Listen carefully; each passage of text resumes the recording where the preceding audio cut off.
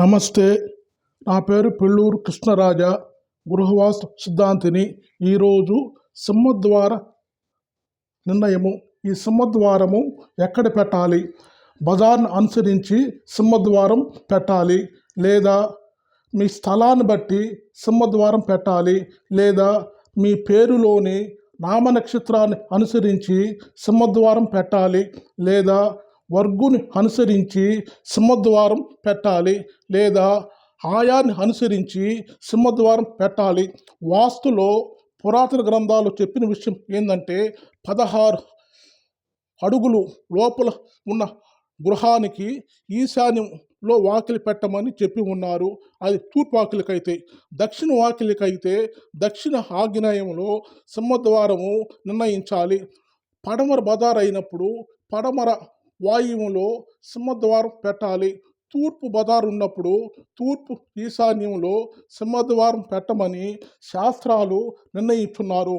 16 అడుగులు పైన అయినప్పుడు అది పూర్ణ గృహం అవుతుంది, అంటే పూర్తిగా పెద్ద ఇల్లు. ఆ పెద్ద ఇల్లుకి సెంటర్ వాకిలి పెట్టమని శాస్త్రాలు చెప్పి ఉన్నారు. చాలామంది బేల్దారులు, ఇంజనీర్లు ఈశాన్యంలో, అంటే తూర్పు ఈశాన్యంలో సింహద్వారం నిర్ణయిస్తున్నారు. ఇది ఒక రకంగా తప్పు. ఇది సెకండ్ ప్లేసు. సెంటర్ వాకిలి మధ్య ప్లేసు. ఎందుకంటే మానవుడికి నోరు, కన్ను ఉంది. ఇది నోరు, కన్ను ఉండమని పురాతన గ్రంథాలు చెప్పి ఉన్నారు. కానీ ఈ సిద్ధాంతుల మాట, ఇంజనీర్ల మాట ఎవరు వినకుండా వాళ్ళు ఇష్టం వచ్చినట్టు సింహద్వారం నిర్ణయిస్తున్నారు. ఇది శాస్త్రరీత్యా తప్పు. ఆ వర్గు వారికి, ఆతో వచ్చే పేర్లు వారికి, శాతో వచ్చే పేర్లు వారికి పడమర సింహద్వారం మంచిది. క చ వర్గు వారికి ఉత్తర సింహద్వారం మంచిది.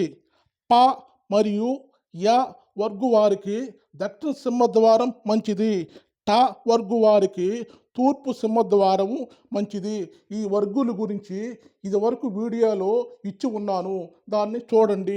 నేను చెప్పేది ఏంటంటే పరిపూర్ణమైన ఇంటికి 16 అడుగులు దాటిన ఇంటికి పూర్ణ గృహము. ఈ పూర్ణ గృహానికి సెంటర్ వాకిలి పెట్టడము మొదటి పాయింటు, ఈశాన్యంలో వాకిలి పెట్టడము రెండవ పాయింటు. దీన్ని ఆలోచించుకొని మీరు సింహద్వారాన్ని నిర్ణయించుకోండి.